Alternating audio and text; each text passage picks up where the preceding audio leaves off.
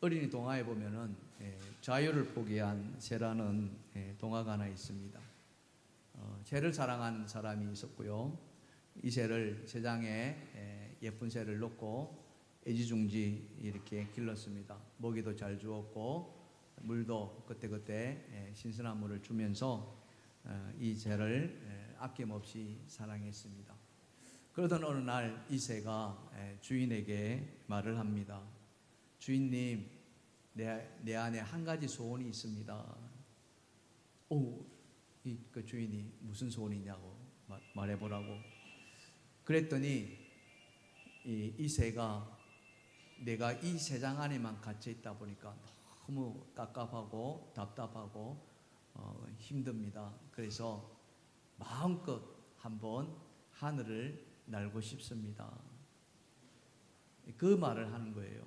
그러니까 주인이 고민에 빠집니다. 아니 그러면은 새를 놓아줘야 되는데 그러면 나는 새를 잃어버리는데 그것이 가능할까? 그렇게 몇 날 며칠을 고민하다가 주인은 마침내 자기의 마음을 내려놓고 새를 풀어주기로 결정합니다. 어느 추운 날 사장의 문을 열고 새에게 마음껏 날아가거라, 하늘을 마음껏 날아가거라 그렇게 했습니다. 새는 새장문을 나와서 하늘을 마음껏 날아갔습니다. 그 날아가는 모습을 보면서 주인은 마음이 좀 씁쓸했지만 그래도 새의 소원을 들어주었다는 그 마음에서 위안을 삼았습니다. 그렇게 시간이 조금 지난 뒤에 이 새가 하늘을 향해서 날아갔는데 다시 새장 안으로 들어온 거예요. 그 주인이 깜짝 놀랐습니다. 아니 분명히 하늘을 날고 싶어서 이렇게 자기를 놓아달라고 했는데 아니 다시 들어온 게 이게 말이 안 되잖아요. 그래서 새에게 묻습니다. 아니 새야 어떻게 다시 들어왔니? 네가 분명히 하늘 날고 싶어서 그래서 내가 놓아주지 않았냐? 그랬더니 새가 뭐라고 했냐면은 예 맞습니다. 제가 그렇게 하늘을 날고 싶었는데요. 근데 날아보니까요 바깥이 너무너무 추웠습니다. 너무너무 추워가지고 더 이상 날 수가 없어서 다시 집이 그리워서 다시 돌아왔습니다. 여러분 제 바람은 분명히 마음껏 날고 싶어하는 자유를 누리고 싶어하는 그 바람이었습니다. 하지만 현실 앞에서 추운 날씨 앞에서 새는 그 자유를 그만 포기했던 것입니다. 다시 깝깝하고 좁은 그 새장 안으로 그는 돌아와야만 했습니다. 1945년 8월 15일에 우리는 빼앗겼던 자유를 되찾았습니다. 해방이 되었습니다. 전국 방방곡곡에 대한민국, 대한독립 만세 이렇게 손에 손을 태극기 들고 남녀노소 할 것 없이 그렇게 만세를 외쳤습니다.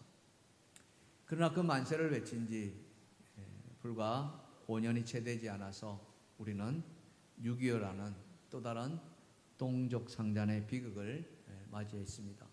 좌익과 우익의 대립하는 그 사이에 우리는 또 한 번 자유를 잃어버리게 된 것이죠. 그 전쟁은 우리에게 너무나도 큰 상처를 주었습니다. 이 땅은 전쟁으로 인해서 다 폐허가 되었고요. 수백만 명의 목숨을 잃거나 또 부상당했습니다. 그리고 많은 가족들이 이산의 아픔을 겪어야 했습니다. 지금도 그 이산의 아픔은 또 그 전쟁의 상처는 다 치유되지 않고 계속 이어지고 있습니다. 전쟁은 인간의 죄성이 만들어낸 그런 비극이자 파멸입니다. 전쟁의 것은 폐허와 상처뿐인 것이죠. 사람에게 자유가 얼마나 소중하고 귀한 것인지는 우리는 너무나도 잘 알고 있습니다. 그러나 우리는 그 자유를 종종 잃어버릴 때가 있습니다. 영적인 자유도 마찬가지죠. 이 영적인 자유, 이 자유는 그냥 그저 받았지만 그렇다고 해서 그저 이루어진 것이 아닙니다. 반드시 그 자유에는 희생의 대가가 있었던 것이죠. 바로 하나님의 아들 예수 그리스도의 십자가의 희생, 그 대가로 우리는 영적인 자유를 누리고 있습니다. 그래서 성경은 말씀하기를 그리스도 예수 안에 있는 자에게는 결코 정죄함이 없다라고 했습니다. 이는 그리스도 예수 안에서 생명의 성령의 법이 죄와 사망의 법에서 해방하였다라고 로마서 8장 1절은 말씀하고 있습니다. 그렇습니다. 우리는 더 이상 죄의 법에서, 사망의 법에서 묶여 있지 않습니다. 다 자유해졌습니다. 그럼에도 우리는 다시 이 자유의 몸에서 종의 몸으로 돌아가고자 하는 욕망들이 끊임없이 일어나고 있습니다. 본질상 진노의 자녀의 모습으로 돌아가고자 하는 그런 욕구들이 우리 안에 자리 잡고 있습니다.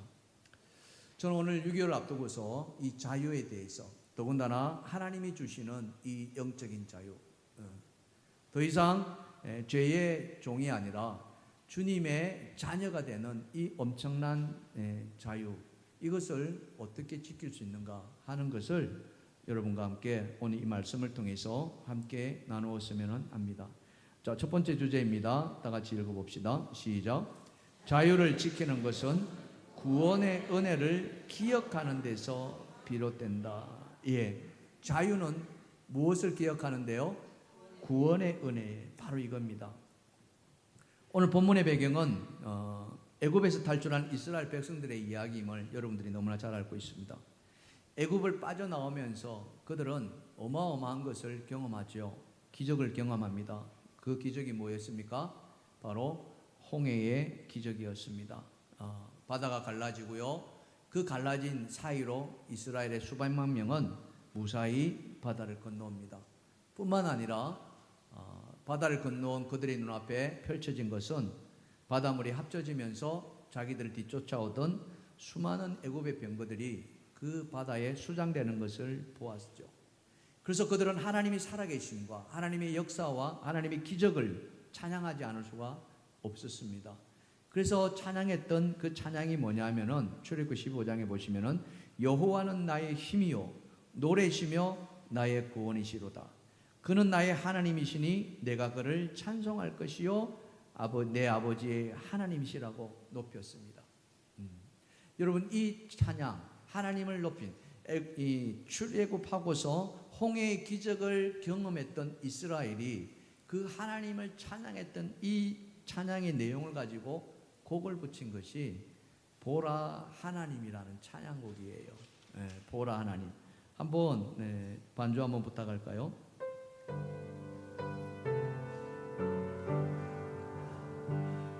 보라 하나님은 나의 구원이시라. 내가 의뢰하고 두려움 없으리니 주 여호와는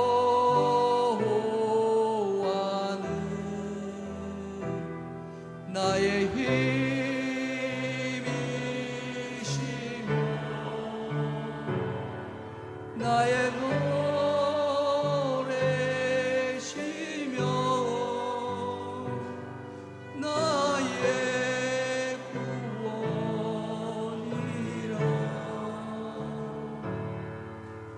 그러므로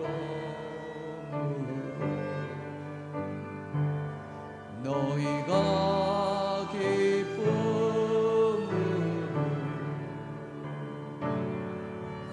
구원의 샘에서 물을 기르리라.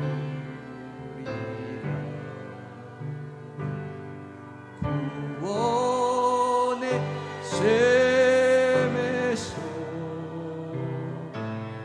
물을 기르리라.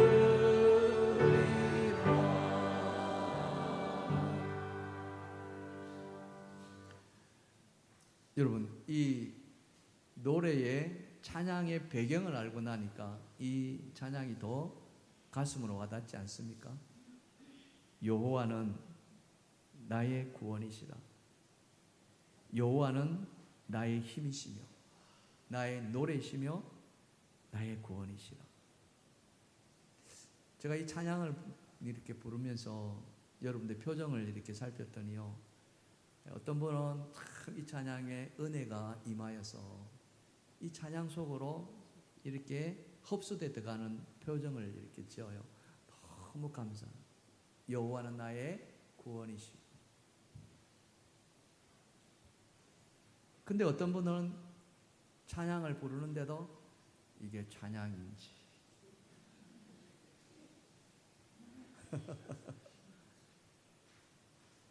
어느새 우리의 감정이, 우리의 심령이 이렇게 메말라 가고 있는 것인지 모르겠습니다. 이스라엘은 이 벅찬 감동, 여러분 한번 상상해 보십시오. 그 큰 바다가 갈라진다는 거죠. 그리고 그 사이로 내가 들어온다고 하면 생각. 그러면서 우리를 뒤쫓아오던 그 적들이 그 바다에 다시 잠기는 모습. 엄청난 거죠, 이거는. 이스라엘은 그렇게 가슴이 벅찼습니다. 감동 그 자체였고요. 말로 표현할 수 없는. 그래서 그들은 하나님이 우리의 구원이시라 명확하게 말을 했습니다. 그래서 그들은 이 홍해를 건넌 이후에 가나안을 향해서 그들의 발을 힘차게 내딛었습니다. 그 뜨거운 마음은 금방이라도 그들은 가나안에 도착할 것 같았어요. 그런데 얼마 가지 않아서 위기가 찾아옵니다. 사흘 길을 걷고 나니까 물이 다 떨어져 버렸습니다. 한 달을 걷고 나니까 양식까지 다 떨어져. 여러분, 이 광야에서 40도 50도가 넘는 이 펄펄 끓는 이 광야에서 물과 양식이 떨어졌다. 그것은 바로 죽음이었죠. 그래서 그들은 이 감격이 온데간데 없어져요. 흔적도 없이 사라지고 그들에게서 나온 것은 못 뿐이었습니까? 원망밖에 없었습니다. 그때가 좋았어. 애굽의 그 고기 가마 곁에 있던 때가 좋았어. 거기서 고기 마음껏 구워 먹고 떡을 배불리 먹던 그때가 좋았어. 여호와께서 그곳에서 우리를 차라리 죽여줬더라면 이곳에서 이 고생하지 않지 않느냐고 그렇게 원망을 쏟아냈습니다. 왜 그렇습니까? 인간은 이렇게 이 배고픔이라는 이 고통 앞에서, 그죠? 모든 것을 다 상실해버리는 그런 연약한 존재라는 사실입니다. 연약할 뿐만 아니라 우리는 과거의 삶을 너무나도 손쉽게 잊어버리는 거예요. 그래서 그런 이야기를 하지 않습니까? 개구리 어떤 때 모른다고요? 올챙이 시절을 모른다고요. 올챙이를 거쳐서 개구리가 됐는데 그것이 은혜인데 이 올챙이는 그 개구리 때를 이 개구리는 올챙이 때를 다 잊어버렸다는 것. 그 원망하는 모습이 오늘 본문에 이렇게 잘 기록되어 있습니다. 한번 보시면은요, 1절과 2절 이스라엘 자손의 온 회중이 엘림에서 떠나 엘림과 시내산 사이에 있는 신광야에 이르니 애굽에서 나온 후 둘째 달 15일이라 이스라엘 자손 온 회중이 광야에서 모세와 아론을 원망하여. 이들이 언제 나왔냐면 첫째 달 15일에 나왔거든요. 그때를 첫째 달 15일을 지금부터 계속 6월절이라고 지내고 있거든요. 그리고는 한 달, 딱 한 달 만에 그들은 원망하기 시작했던 거예요. 이 원망의 내용이 뭐냐? 본문 3절에 나오죠. 이스라엘 자손이 그들에게 이르되 우리가 다 같이 시작. 애굽 땅에서 고기 가마 곁에 앉아 있던 때와 떡을 배불리 먹던 때에 여호와의 손에 죽었더라면은 좋았을 것을. 너희가 이 광야로 우리를 인도해 내어 이 온 회중이 줄여 죽게 하는구나. 우리 흔히 말하는 배고픔 앞에서 장사가 없다는 그 말인 것 같아요. 배고픔 앞에서 지금 뭐예요? 자유고 뭐고 다 소용이 없다는 겁니다. 더 이렇게 적나라하게 말하면은 자유가 밥 먹여주냐 이 말입니다. 자유가 밥 먹여주냐. 지금 그들이 원망하는 것은 마치 뭐가 같았냐면은 먹고 죽은 귀신은 뭐도 좋다? 그거예요. 먹고 죽은 귀신은 때깔도 좋다고 그러는데. 근데 여러분, 이들이 지난날의 삶이 어땠는지 성경은 우리에게 뭘 가르쳐 주냐면요, 이 말로 다 할 수 없는 고통. 출애굽기 1장과 2장에 보시면 이들의 고통을 성경은 낱낱이 기록하고 있는데요. 1장 11절에 보시면은 감독들을 그들 위에 세우고 그들에게 무거운 짐을 지워 괴롭게 하여 그들에게 바로를 위하여 국고성 비돔과 람셋을 건축하게 하니라. 여러 해 후에 애굽 왕은 죽었고 이스라엘 자손은 다 같이 시작. 고된 노동으로 말미암아 탄식하며 부르짖으니 그 고된 노동으로 말미암아 부르짖는 소리가 하나님께 상달된지라. 예. 얼마나 고통스러웠으면은요. 예.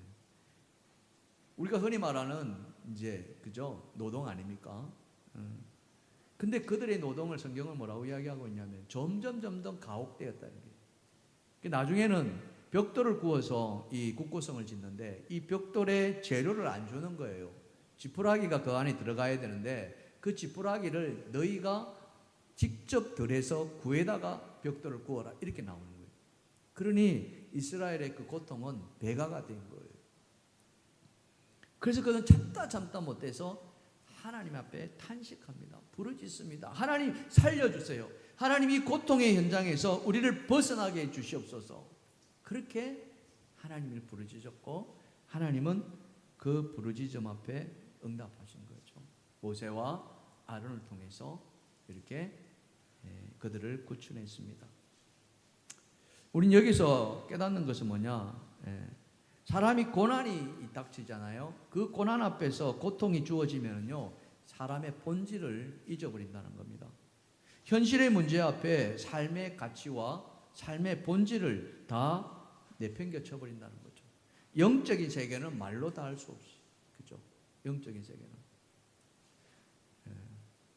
지금은 이런 말 하는 사람이 있는지 모르겠습니다만, 과거에 전도 이렇게 하잖아요. 가족이나 또는 뭐 부모에게나 이렇게 전도합니다. 예수 믿읍시다. 교회 갑시다. 이제 가야죠. 가야 됩니다.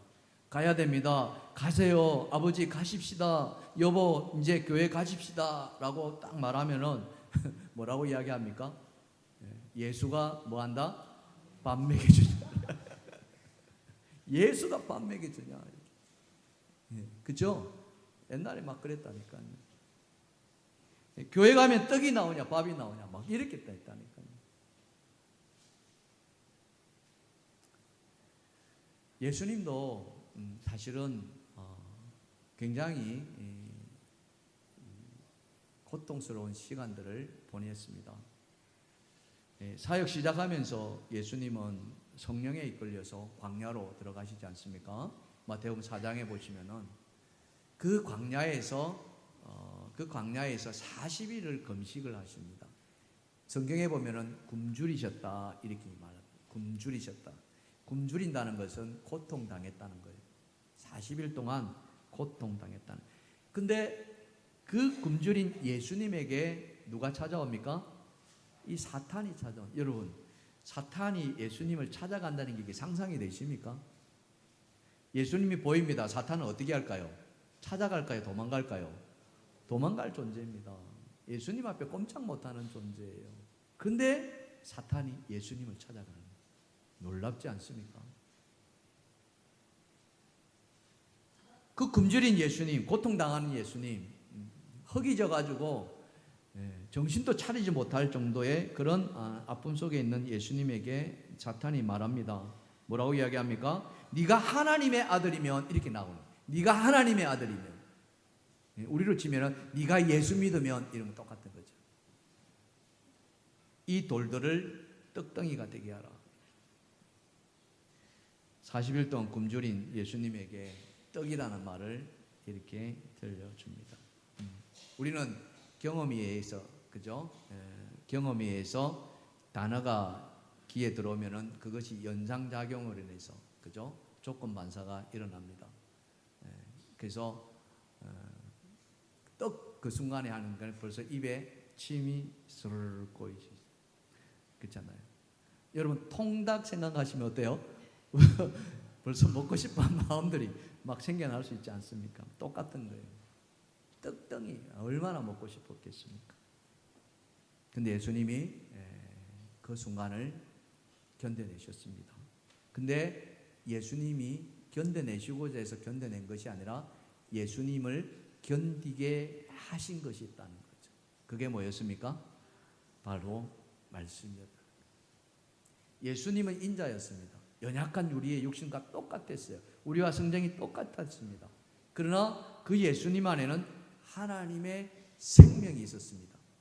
그 하나님의 생명은 하나님의 말씀이었고, 그 하나님의 말씀은 성령의 검이었고, 그 말씀은 바로 사탄을 물리치는 무기였던 것이죠. 아멘입니까? 그게 예수님의 말씀이었습니다. 마태복음 4장 4절, 예수께서 대답하여 이르시되 기록되었으되 시작, 사람이 떡으로만 살 것이 아니요 하나님의 입으로부터 나오는 모든 말씀으로 살 것이라 하였느니라. 아멘. 한 번 더 읽겠습니다. 시작. 사람이 떡으로만 살 것이 아니요 하나님의 입으로부터 나오는 모든 말씀으로 살 것이라. 아멘. 이게 바로 예수님이 이 사탄의 유혹에서 이겨낼 수 있었던 무기였습니다. 지금 이스라엘이 배고픔에 허덕이고 있습니다. 당연히 그들에게도 유혹이 찾아오죠. 그 유혹은 생각으로 찾아옵니다. 과거 지난날에 애굽에서 고기 까마 곁에 있었던 생각들이 떠오르기 시작합니다. 떡을 배불리 먹던 생각들이 떠오르기 시작합니다. 그 생각이 멈춰줄 수 있었던 것은 뭐가 있어야 되겠습니까? 하나님의 말씀이 있어야 됐습니다. 근데 안타깝게도 이 이스라엘에게는 그 말씀이 없었던 거예요. 이 유혹을 물리칠 수 있는 말씀이 없었습니다. 그래서 그들은 뭐 했습니까? 원망을 쏟아냈습니다. 불평을 쏟아냈습니다. 바로 이겁니다. 여러분, 이 말씀 속에서 우리가 깨닫는 것은 무엇이겠습니까? 바로 원망은 어떤 사람에게 나타난다? 말씀이 없는 사람에게서 나타난다. 말씀이 그 안에 부재한 사람들, 말씀으로 채워지지 않은 사람들, 하나님의 그 생명이 없는 사람들, 하나님의 그 진리, 하나님의 그 성령의 검이 부족한 사람들한테 그 입에서 불평과 원망이 쏟아져 나온다는 것을 오늘 이 말씀 속에서 우리는 알게 되는 것이죠. 사랑하는 성도 여러분, 고통과 고난은 누구에게나 찾아옵니다.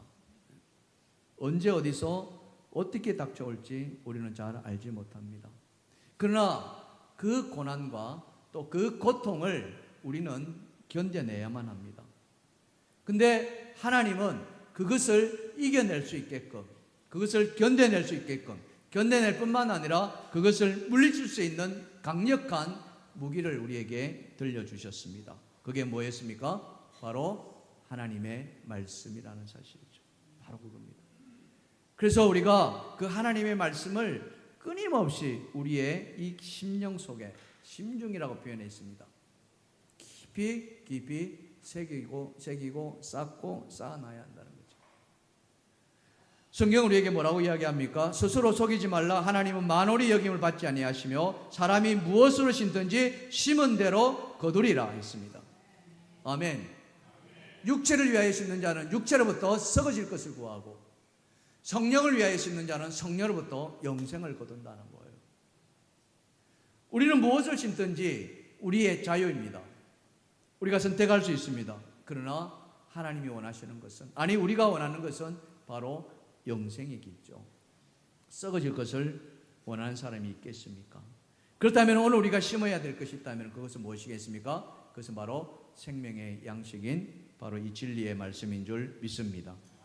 이 진리의 말씀을 통해서 우리는 우리가 구원받았다는 사실을 확인할 수가 있는 거예요. 내가 예수 그리스도로부터 하나님의 그 자녀가 되는 그 구원의 은총을 무엇으로 느낄 수가 있겠습니까? 그것은 바로 오늘 우리에게 들려주시는 이 성경의 말씀 아니겠습니까? 그럴 때 우리는 우리에게 주신 이 영적인 자유, 더 이상 종의 멍에가 아니라, 더 이상 종의 자녀가 아니라 하나님의 자녀가 되는 이 자유를 우리는 지켜낼 수가 있다는 것이죠. 사랑하는 성도 여러분, 오늘 이 시간 우리가 기억해야 될 것은 바로 하나님의 구원의 은혜인 줄 믿습니다.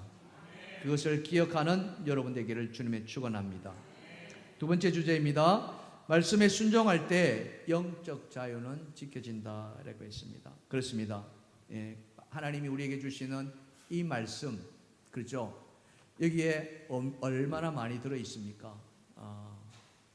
그렇잖아요. 너무너무 말씀, 귀한 말씀, 생명.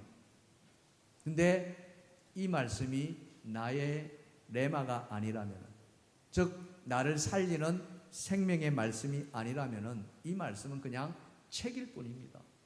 그냥 기록된 기록물에 불과한 거죠. 내가 한 번 더 이 성경을 열고 이 말씀 앞에 나를 조명하며 이 말씀과 함께 실험하고 이 말씀을 따라서 살겠노라고 몸부림치지 않는 동안에는 이 말씀은 그냥 책일 뿐인 거예요. 이 안에는 생명이 없는 거죠. 하지만 이 말씀을 순종한다면 우리는 이 말씀을 통해서 우리의 참된 자유를 지켜낼 수 있다는 거죠. 한 달 만에 그들은 배고파서 아우성쳤습니다. 배고파 죽겠다고. 그래서 다시 애굽으로 돌아가자고 그렇게 원망을 쏟아낼 때 하나님은 어떻게 했습니까? 내가 너희를 비같이 양식으로 주리라. 양식이 비같이 내리라. 어제 우리는 많은 비를 경험했습니다. 그 비처럼 하늘에서 양식이 떨어진다는 거예요. 자, 본문 4절입니다. 다 같이 시작. 그때에 여호와께서 모세에게 이르시되 보라, 내가 너희를 위하여 하늘에서 양식을 비같이 내리니 백성이 나가서 일용할 것을 날마다 거둘 것이라. 이같이 하여 그들이 내 율법을 준행하나 내가 시험하리라. 예, 우리 하나님은요, 목말라서 죽겠다고 했을 때 물을 내어주셨습니다. 마라의 선물에 가지를 넣음으로 말미암아 그 선물이 단물이 되게 하셔서 물을 마시게 했어요. 양식이 떨어져서 배고파 죽겠다고 했을 때 오늘 이 말씀과 같이 하늘에서 양식을 비같이 내려주겠노라. 여러분, 이런 하나님을 경험하기를 주님이 축원합니다. 여러분, 이런 하나님 만나면 우리 마음이 어떨 것 같습니까? 예, 너무나 좋지 않겠습니까? 그렇지 않아요? 우리는 이런 하나님 어떤 하나님이라 부릅니까? 좋으신 하나님이라 부르는 거예요. 그렇죠? 예, 우리 좋으신 하나님, 응? 좋으신 하나님.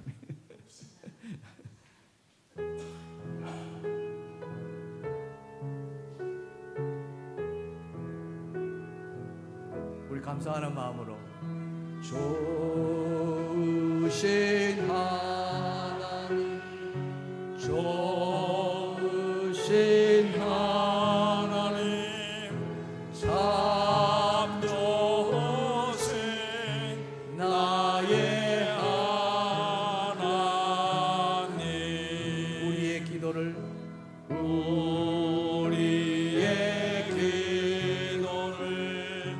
응답해 주시는 참 좋으신 나의 하나님.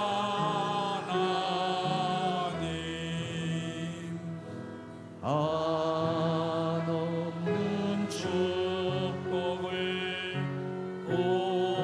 우리에게 주시는 참 좋으신 나의 하나님.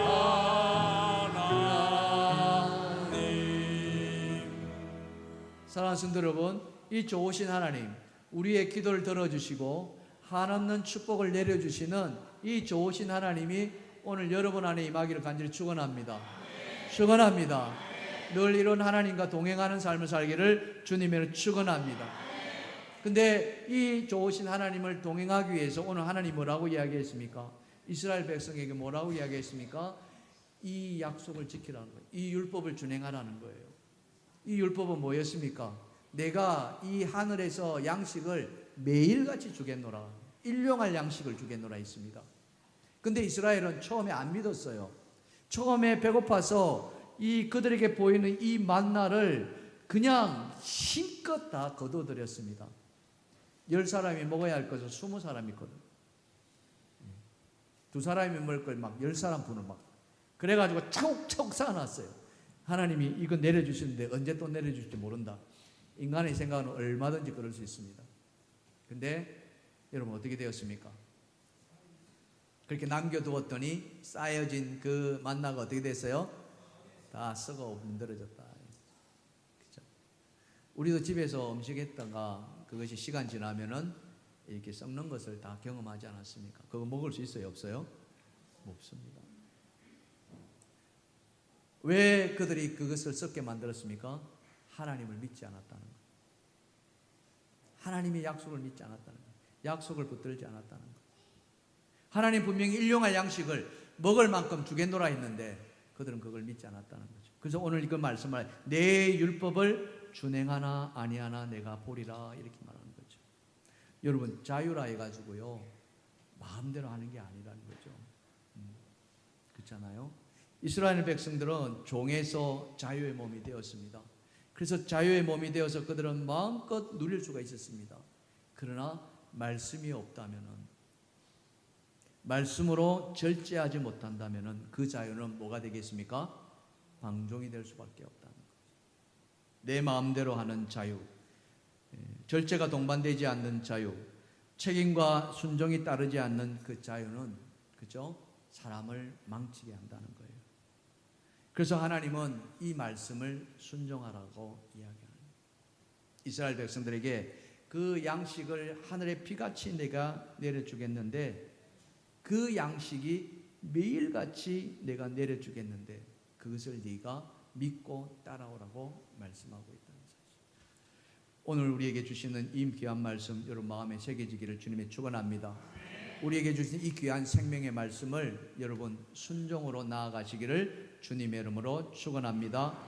마지막 세 번째 참된 자유는 바로 하나님의 영광 가운데 완성된다 이야기했습니다. 자, 오늘 본문 10절입니다. 다 같이 아론이 이스라엘 자손에 온 회중하게 말하며 그들이 광야를 바라보니 다 같이 시작. 여호와의 영광이 구름 속에 나타나더라. 예. 하나님은 그 양식을 내려주고 나서 마지막 그 양식에 대한 마침표로 하나님의 영광을 우리에게 보여주셨습니다. 눈으로 본 것이라기보다는 그 삶으로, 그 온몸으로 느낌으로 왔다는 거죠. 일종의 중압감이라고 표현할까요? 위험이라고 표현할까요? 그런 거였어요.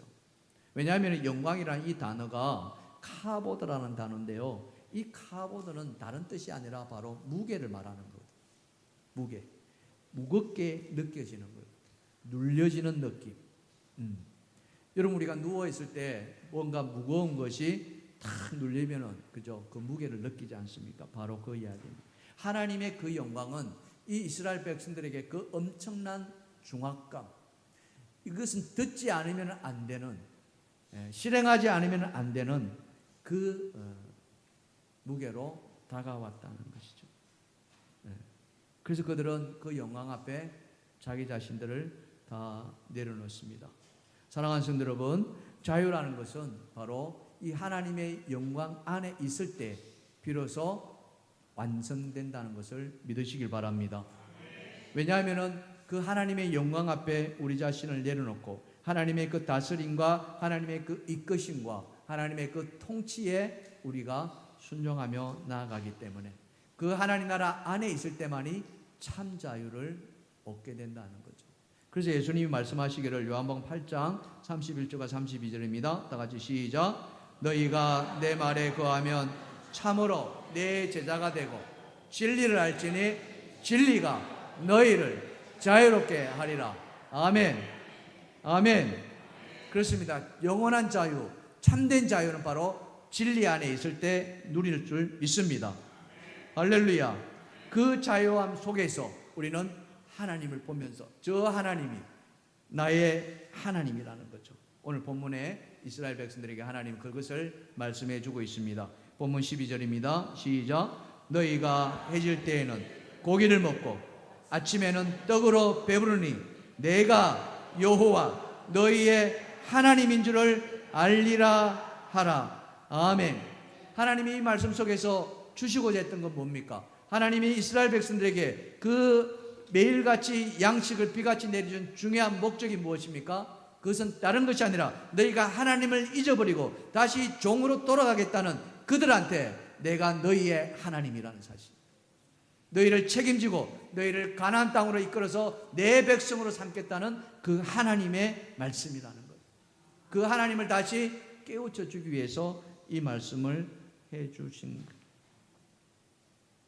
이스라엘은 목마름과 그 배고픔으로 그들은 자신들을 잃어버렸습니다. 자유를 잃어버렸고, 그래서 그들은 모세를 원망했고 하나님을 원망했습니다. 하지만 하나님은 다시 그들을 회복시켜 주시기로 했습니다. 만나를 내려주시고 또 물을 내게 해주심으로 말미암아 하나님이 그들의 하나님이심을 다시 한번 깨우쳐 주시고자 했던 것이죠. 그래서 이제 너희는 더 이상 종이 아니야. 너희는 더 이상 어둠의 자식이 아니야. 너희는 더 이상 본질상 진노의 자녀가 아니야. 이것을 말씀해 주신다. 너희는 하나님의 자녀라는 거죠. 사랑하는 성도 여러분, 여러분들이 바로 하나님의 자녀인 줄 믿습니다. 하나님 자녀이심을 잊지 마시길 바랍니다. 그래서 갈라디아서 5장 1절에 이렇게 말씀합니다. 다 같이 시작.